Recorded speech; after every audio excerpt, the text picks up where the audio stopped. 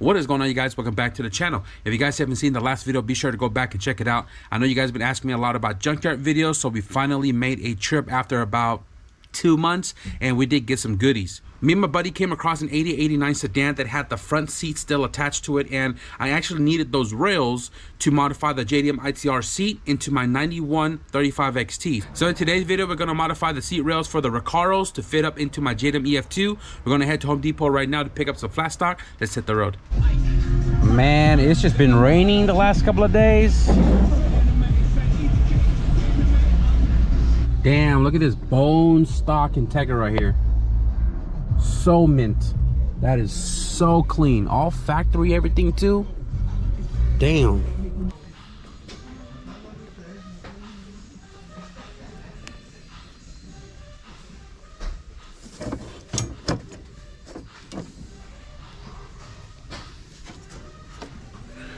You want something thick. 1/4 inch. 1/8, 3/16. So the bars I showed you guys in the last clip was 3/16 by 1.5 by 36 inches, which is 3 feet.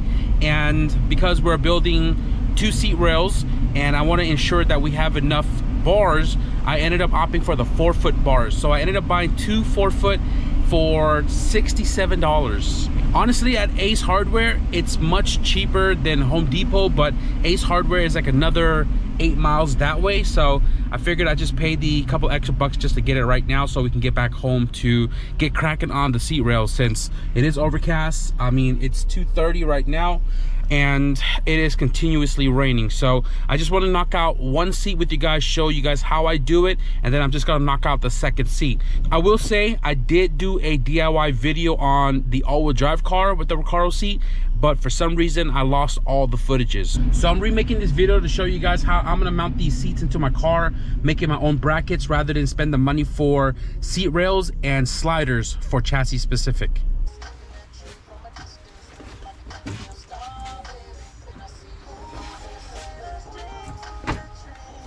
So as mentioned, I'm going to start with the passenger side of the right-hand drive car because I don't want to wedge myself between the wagon, opening and closing the door. So this is the seat for the passenger side, and I'm not going to be using these rails. Now, these are the JDM ITR Recaro rails.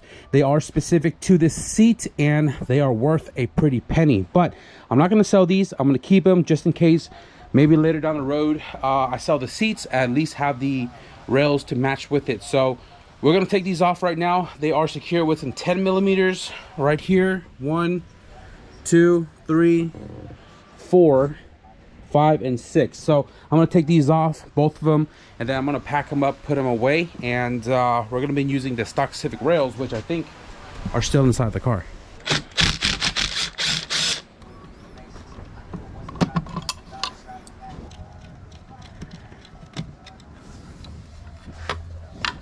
Now, I could have taken off these 14 millimeters right here to remove the rails off the bracket and then access those 10 millimeters much easier, but it wasn't a big deal with just a 10 mil gear wrench. I'm gonna keep these bolts specific to the rails, and I'll just use my own 10 millimeters.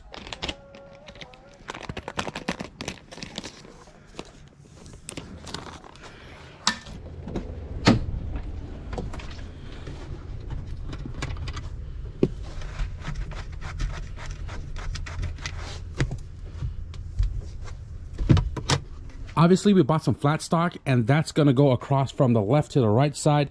These little spacers are even on all 4 corners, so the bar is just going to be measured per the width of the rails from the left to the right rail, and the seat's going to get bolted onto the flat stocks. Now, because the flat stock is going to sit on the rails, this one right here you don't need to modify apparently because there's no bracketry on it, right? But this one needs to be modified because the flat stock needs to sit flat on here to make sure it's level with the other one, and these brackets right here has to come off.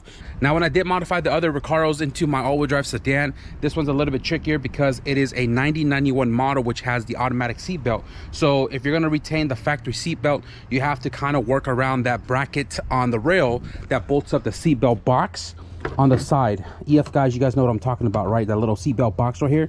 So you have to modify it accordingly. Now, in the case of this car, it is a pillar mounted seat belt right here, and my buckle is actually on the exhaust tunnel, so I don't have to worry about trying to keep any of these brackets. So I'm going to use this guy here and lob off these two brackets on the rails.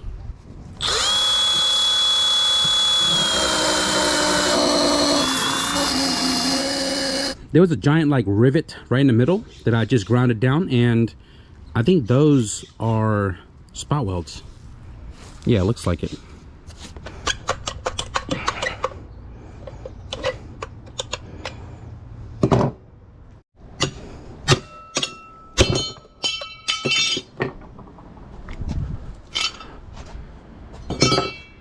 Alrighty, both brackets are off, nice and flat.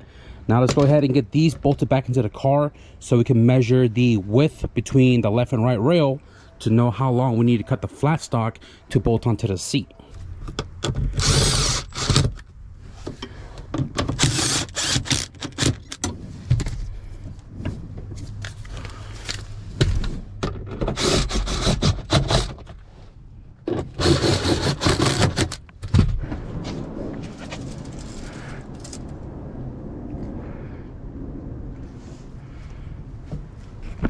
Okay, so it looks like the mounting point on the seat is a little more narrow than the width of the rails.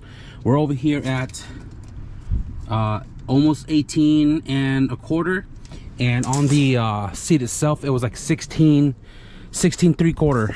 But from the end of the rail over there to the end over here, we're at 19. So the flat stock is going to be at least 19 1/2 inches. What I didn't know about the 88-89 rail is that only one side has a locking mechanism, this thing right here, and the other side doesn't even lock. It just moves.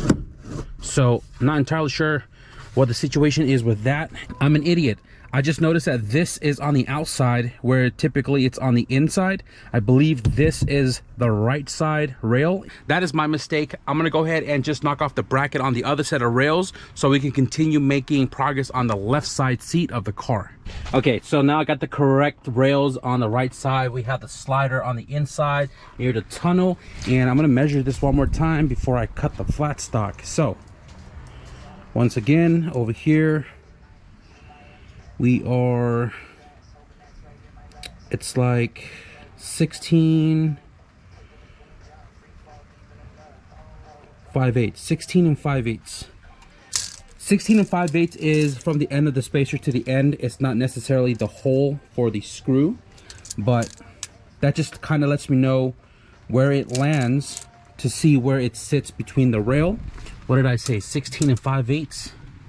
So 16 5/8 is actually in between this little like little riser right here, right? So I'm just gonna make the flat stock 19 inches in total. 19. So I'm gonna cut out two 19 bars. Measuring on the opposite side of the sticker because this thing is a pain to take off. I'm gonna measure out 19.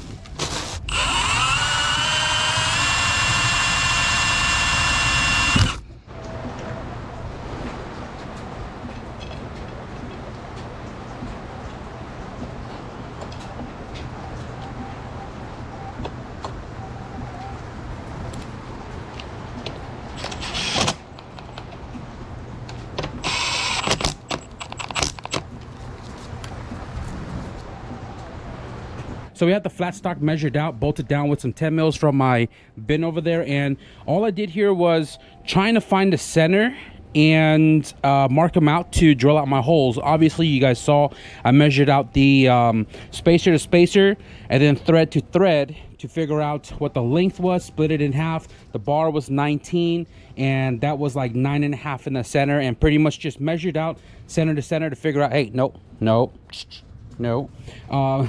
What did I say? Center of the bar, center of the two holes, line them up, mark them out, drill them out, and the bar is secured. This is what's going to sit on the rail, and we need to see where it lands on the rail itself to figure out if I'm going to be able to weld or to make holes to bolt the rails on with nut and bolt system to make it all detachable. On my blue all-wheel drive car, I remember I drilled a hole on the flat stock and the rails itself to use a nut and bolt system. So if we have enough length to do so or space to do so, because I remember it being super tight against the seat, if we have space, we'll do a nut and bolt system. If we don't, we'll tack it in place, pull it out, and weld it all up. So let's go ahead and put this inside the car.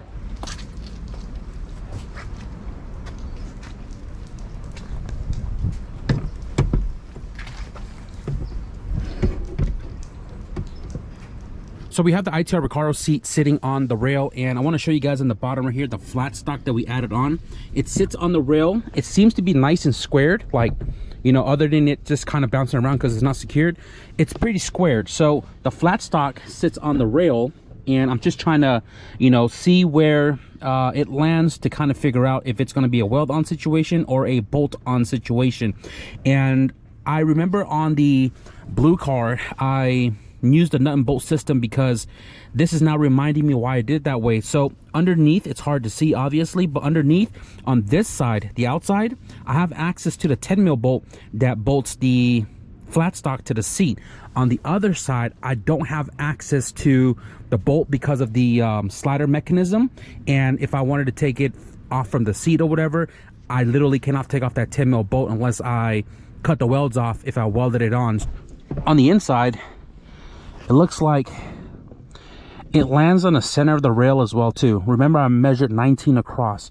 So with the excess of that flat stock overlapping on top of the rail, and also on this side, I literally could just drill a hole through and just do a nut and bolt system. What's going to be tricky on the rail is that little block off right there in the center. That is pretty much blocking the passage to, like, say, put a tool in to secure the nut and bolt, unless you cut it out, which is the rivet that was on top. So I had the light turned off just so I can, like, center the seat up, and I just did my marking. So we have that one right there, that one on the bottom, and I did the same on the inside. So right now I'm going to pull the seat out of the car. I'm going to take off the flat stock and drill all of those holes out, put it back on, put the seat back in, realign it, and then the drilled out hole is going to give me access to use a center punch to mark the slider to drill the hole out on the slider for the nut and bolt system. So let's go ahead and do that quick.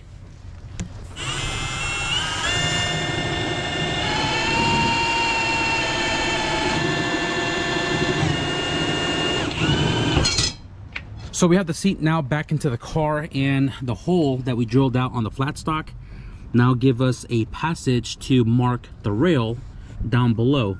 This one's gonna be a little tricky because the little plastic cover's in the way. And you know what I need to buy? What I need to buy is that little paint pen that shoots paint into holes to mark your area to drill out. So I took a paint marker and I put it on the brush to brush in that hole. This one landed in a little dimple. This one almost landed in the dimple. This one on a flat surface, and this one actually landed right in the hole. So I'm gonna go ahead and drill out these holes right here. I'm probably gonna make it a little bit bigger, just for a little bit of wiggle room, and then reinstall, remeasure, and if it looks good, we'll secure it. If not, you know, we're gonna keep tweaking it.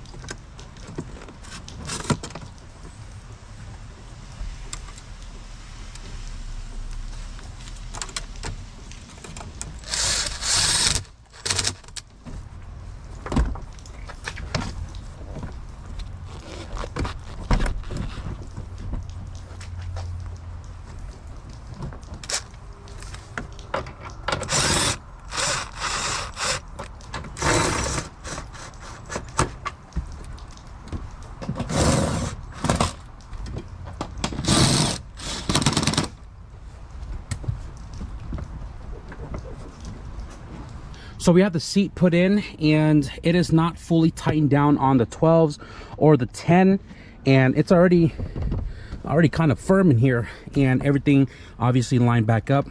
But I'm very curious about this slider not having a lock mechanism, and you can kind of see it shifts a little bit, right? But it's locked in because of the other side. So I don't know how this works. I don't know if I'm missing something here, but you know, we just gotta roll with the punches. I'm going to take off my shoes, do a little test fit with myself. Oh, this sits low. This sits really low. I can already tell you guys, this thing sits nice and low. Right now the recliner is straight up, but if I was to tilt it backward a little bit, oh, I'm loving this. I am really loving how this feels. I can go pretty far up.